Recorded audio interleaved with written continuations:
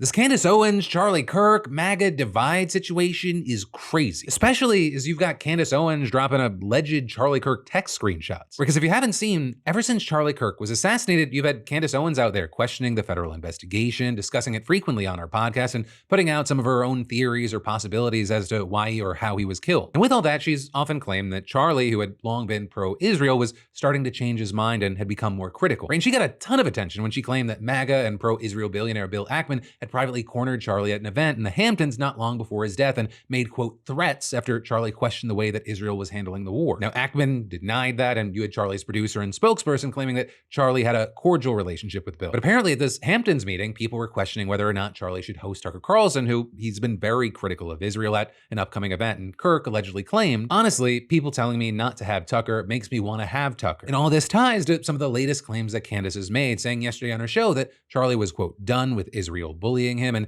then sharing screenshots of messages that she claims came from a group chat that Charlie was in with his pastor and 7 other people, where he said, so Charlie writes in this group chat, just lost another huge Jewish donor, $2 million a year because we won't cancel Tucker. I'm thinking of inviting Candace. Somebody writes, oh. Charlie writes, Jewish donors play into all of the stereotypes. I cannot and will not be bullied like this, leaving me no choice but to leave the pro-Israel cause. Then somebody writes, a donor writes, please do not invite Candace. That might feel good short term, but it's not good long term. This is 48 hours before Charlie Kirk was assassinated. He was very clear and he was very explicit, and he did not back down, not in that Hamptons meeting, which they're all lying about, nor in this text thread. Now with this, it seems like Candace wasn't part of this alleged group chat, and she also doesn't make it 100% clear how she got these apparent messages, which I also will say have not been independently verified by any major news outlets, at least as of recording. Right, but this comes as she was also alleging that higher-ups at Turning Point USA are trying to stop her and others from investigating Charlie's death and promoting their own conspiracies about what happened. What we do know definitively is that the feds are lying to us. That is obvious. It is abundant. If you're able to think thoughts, you recognize that something is very wrong with the story that has been presented to the public. And I think that what the public doesn't understand, and I count myself among the public, is why it seems as though Turning Point USA executives, and I'll say seems, are not even remotely interested in challenging that official narrative. Who are they protecting exactly? You'll see oftentimes they and other influencers will invoke Erica as the reason that it's not appropriate to ask questions. It's just not appropriate while Erica is still mourning for you guys to ask any questions. And I'm just going to come back at you with some common sense. What sort of widow wouldn't want people to investigate the assassination of their husband? You also had Candace claiming that Charlie had been discussing his increased interest in Catholicism with her, even sharing a screenshot where it appears that he said it was looking better and better. And while she also said that he wasn't in the process of converting, she suggested that he was toying with the idea. But also, apparently people at TPUSA were denying that he had a major interest in converting to Catholicism, and this upset Candace Owens as she felt that was not being fully honest. Right? And she was overall just upset that she believes that Turning Point execs are telling small lies here and there about Charlie and questioning why they would be doing this. With the then tying it back to the comments that Charlie allegedly made about the donors withholding money and adding, you got people that are hosting a show. Have they, in like one honorable thing, come out and said, like, you know what, F a couple of these donors who made his life a living hell over the last couple of weeks? That registers to me as very suspicious. I'm going to frankly say that. It's suspicious to me. It makes me think that in the same way that Charlie was being pressured by money, that you might be now run by that same money. With Candace also claiming that Turning Point has made tens of millions of dollars since Charlie died, and saying that from the organization's perspective. So how are we supposed to honor Charlie, right?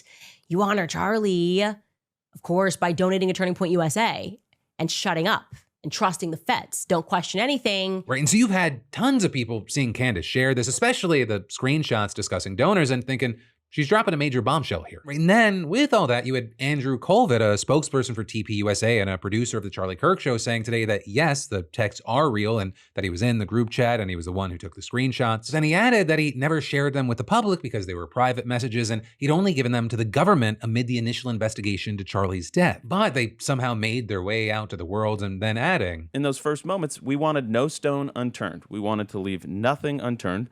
So I shared it with a few people. One of the reasons, Blake, that I'm glad to have this now public, it was not mine to share publicly, but one of the criticisms we've received is that we don't care. We're not investigating every lead. We're not looking under every stone. When I say that we want justice for Charlie more than anybody else, I really mean it. And no stone unturned. But then another guy on the show saying that the reason some in the organization aren't talking about it is because they don't want to interfere with the ongoing investigation. And Andrew adding that he doesn't begrudge anyone publicly asking questions, but also adding that he believes that Charlie's views towards Israel were totally transparent. What is the truth about the way Charlie felt about Israel? Well, it's complicated and it's nuanced, and it was a wrestle that was going on for months. I looked at that moment as like, he's just blowing off steam. He's frustrated. He's venting, right? And I just want to say, he made that very clear under any circumstances that he was not going to be cowed or bullied into deplatforming Tucker, for example. With him suggesting that Charlie was ultimately pro-Israel, even if he did have some criticisms and questions. But then also you've had some noting that Candace's comments about Charlie point to a larger discussion about how different factions of the riot are trying to jump on Charlie's death for different reasons. Right? Because while it appeared that, she's trying to suggest that TPUSA is trying to use Charlie's death in a way that best serves the organization, you that also had some turning the tables and saying that the same could be said for Candace. With all this, you even had The Guardian publishing a piece a few weeks ago saying, what is notable about the way the right is responding to Kirk's death is the opportunism. And going on to say, at a moment when Israel's genocide in Gaza is leading to more open public criticism of Zionism, Owens is capitalizing. She continually refers to Zionists controlling the media and Kirk's speech while he was alive. And then with that, they also spoke to Derek Barris, the co-host of the Conspirituality podcast, who's an expert in conspiracies and media literacy. And what you saw is that he noted that it's totally fair for the public to not have faith in Trump and Kash Patel's FBI, to question what they're putting out there. But then he also added, quote, one thing about Candace is that she's an opportunist at every stage. There's no consistency. It's about whatever is going to get eyeballs on me. We then also added that this is true for tons of different people, and that many are vultures trying to use his death to serve themselves. But, with all that said, as we're watching this play out, I gotta ask you, what are your thoughts, opinions, and reactions to everything we're seeing here? Because yes, while the Philip DeFranco show, it's a daily news show, I also want it to be a daily conversation. We've really seen just so much movement on this front and divides that weren't there before.